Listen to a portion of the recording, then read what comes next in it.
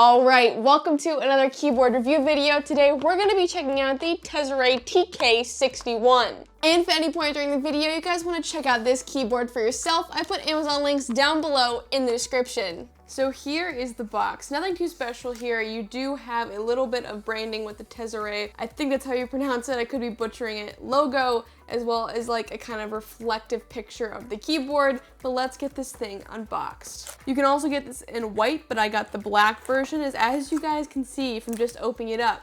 It does come with stock PBT pudding keycaps. Well, let's put the keyboard aside for a second. In the box, you also have QR codes where you can access the software for the RGB, as well as a little manual about all the different function keys and secondary keys on the keyboard. There is a rather long and nicely braided 90-degree angle USB-C cord, a switch puller, and a keycap puller, which makes me think that this board is hot swappable. But this is all that comes in the box for the Tezarre TK61, so let's get this thing plugged in and check it out. So here it is, all plugged in, the Tezarre TK61, and wow, this thing looks really cool in terms of RGB. So form factor and build quality, this is a 60% keyboard, so you do not have the designated arrow keys, although they do have them automatically programmed in here by pressing FN, and then you have, and these four right here will be your arrow keys. 60% form factor is great if you want to save some space on your desk, maybe you want a portable keyboard. It's a really small form factor and it's a great one if you're using it for those purposes. But now let's talk build quality. So it does have a nice weight to it straight out of the box. It is an all plastic case.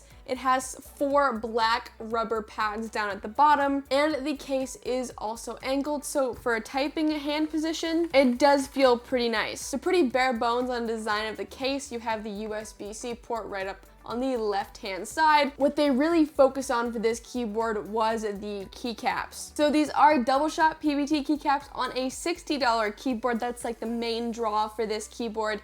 Nice RGB at an affordable price. Usually keyboards at this price point use ABS, so it's really cool that they used PBT keycaps, and you're getting them stock pudding keycaps with this keyboard, which is not really heard of and awesome for this board. I will be turning the lights off to focus more on the RGB, but right now let's talk about the switches. So there are a few options for switches. You can either get this keyboard, like I said, in black or white, and for switch options, this is an optical switch keyboard. You can get these in Gateron optical reds like I have, or you can get them in optical blues, browns, or blacks. Let's check to see if this is a hot swappable keyboard, and lo and behold, it is. So what that means is that this is going to be hot swappable with Gateron optical switches, and pretty much only Gateron optical switches. With optical switches, the only kind of switch that is going to fit into that board if it is hot swappable is the same brand optical switch. So any other color of Gateron optical switch you can hot swap into this board, which is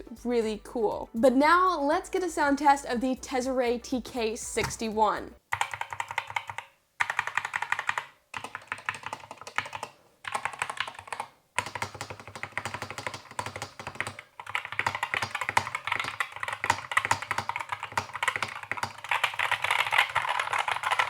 Very impressed with the stabilizers just from the initial sound test of this keyboard. These switches have a low kind of sound to them. The stabilizers feel and they sound solid. That is not just the sound test. This is a solid keyboard when you're typing on it. The only thing that I think is holding this back from sounding really amazing is that these switches are not lubed, so you do hear like that metallic ping whenever you type on them. But other than that, for a $60 keyboard, this is extremely impressive in terms of typing experience.